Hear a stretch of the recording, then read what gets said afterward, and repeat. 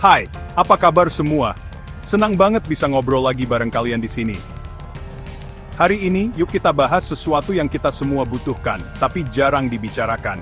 Cara punya teman sejati dan membangun hubungan yang benar-benar bermakna dalam hidup kita.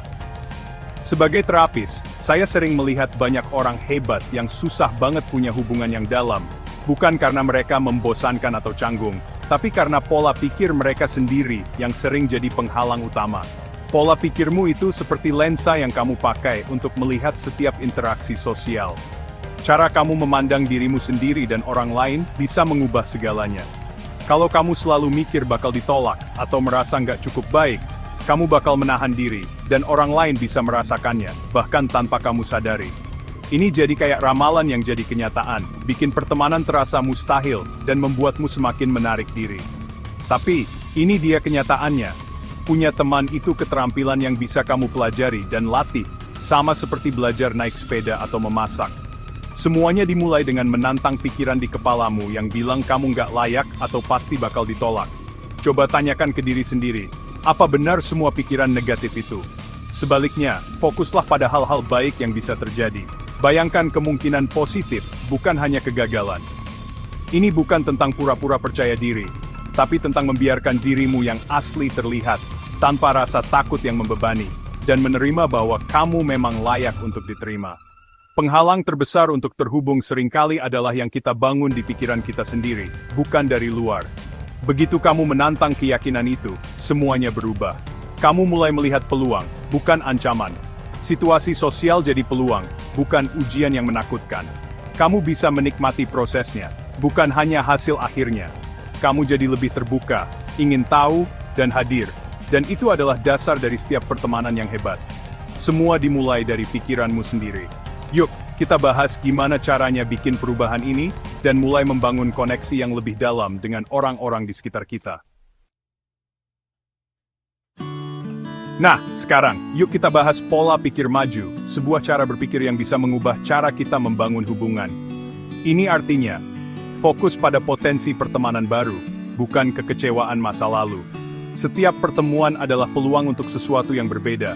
Kita semua pernah terluka, tapi pola pikir maju bikin kamu bisa belajar dari masa lalu, tanpa membiarkannya mengendalikan masa depanmu. Luka itu jadi pelajaran, bukan penghalang. Saat kamu ketemu orang baru, cari hal baiknya dan bayangkan apa yang bisa kalian bangun bersama.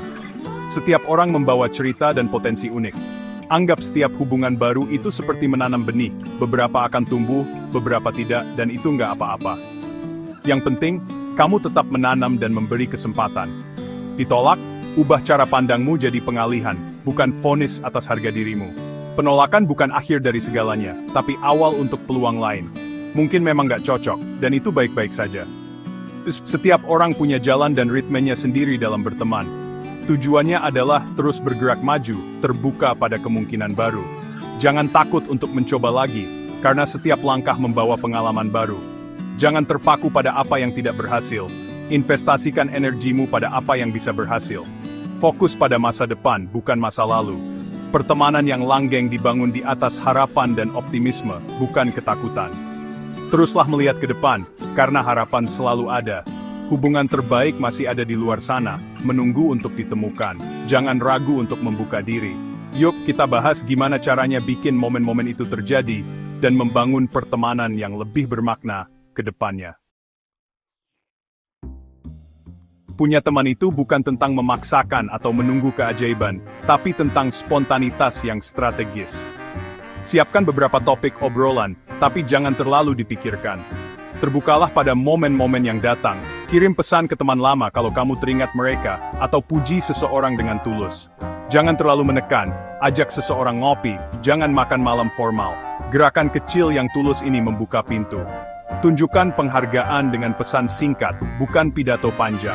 Kuncinya adalah sengaja tapi santai. Kamu tidak sedang menyusun naskah hidupmu, hanya memberi ruang untuk terhubung. Ketika kamu bertindak berdasarkan dorongan positif, pertemanan tumbuh secara alami. Ini tentang hadir dan siap, bukan sempurna. Mari kita lihat bagaimana konsistensi mengubah momen-momen ini menjadi kepercayaan yang nyata. Jadi, kamu sudah punya koneksi, terus gimana? Kepercayaan dibangun melalui tindakan kecil yang konsisten, bukan gerakan besar. Jadilah orang yang bisa diandalkan. Kalau kamu bilang mau telepon, teleponlah. Kalau nggak bisa, kasih tahu. Ingat hal-hal kecil, tanyakan tentang hari penting mereka, tindak lanjuti, tunjukkan kalau kamu peduli.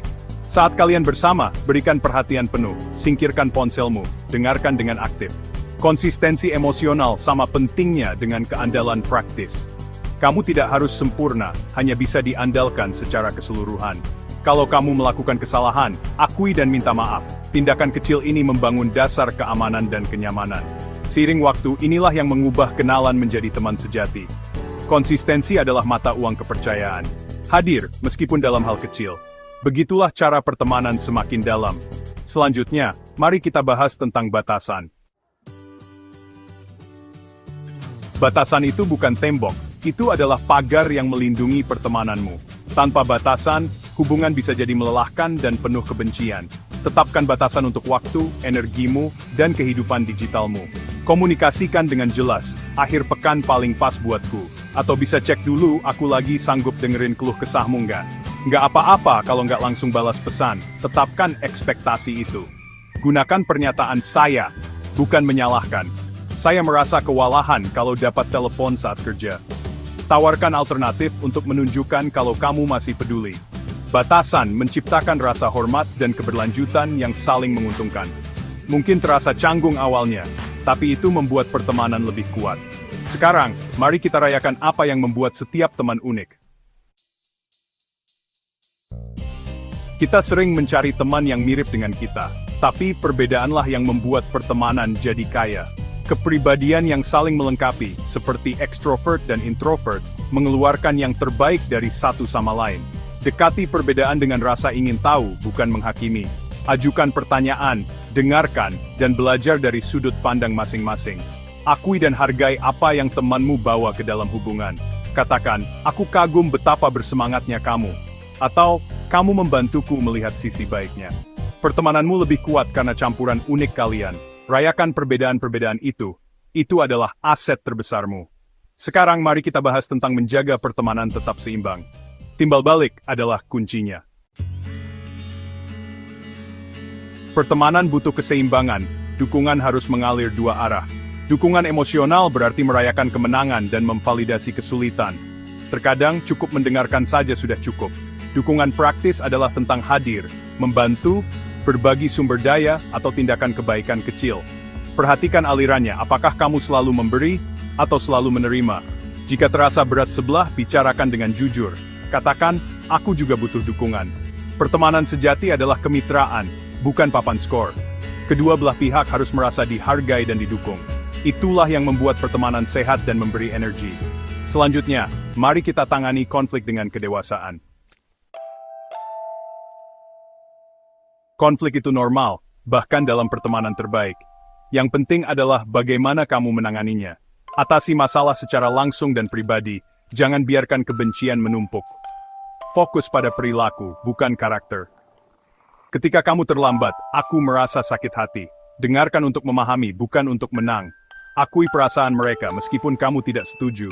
Kerjasama untuk mencari solusi, kadang-kadang itu hanya tentang komunikasi yang lebih baik. Ketahui kapan harus melepaskan hal-hal kecil, dan kapan harus mengatasi pola. Jika seseorang berulang kali tidak menghormatimu, tidak apa-apa untuk menjauh. Konflik yang sehat bisa membuat pertemananmu lebih kuat. Ini semua tentang rasa hormat dan pertumbuhan. Sekarang, mari kita tutup dengan apa yang benar-benar penting. Membangun pertemanan yang hebat adalah perjalanan seumur hidup, bukan proyek sekali jadi. Setiap hubungan tumbuh seiring waktu, melalui pengalaman bersama dan kepercayaan yang dibangun perlahan-lahan.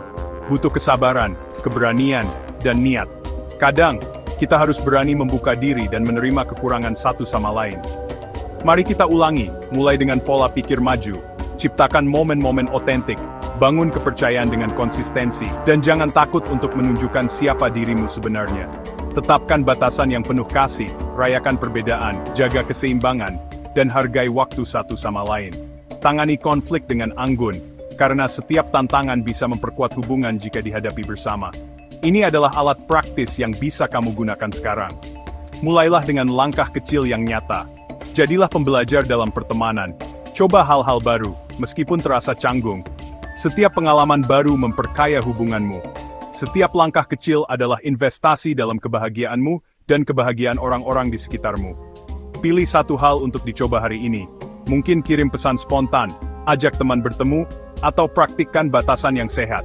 Ingat, kamu layak mendapatkan pertemanan yang dalam dan menyenangkan. Setiap usaha yang kamu lakukan sangat berarti. Jangan biarkan rasa takut atau masa lalu menahanmu. Setiap hari adalah kesempatan baru untuk membangun koneksi yang lebih baik. Berinvestasi pada hubungan yang penting. Kamu tidak akan pernah menyesal. Hubungan yang tulus akan selalu memberi makna dalam hidupmu. Pergilah ke sana dan mulailah terhubung. Kamu pasti bisa. Sampai jumpa.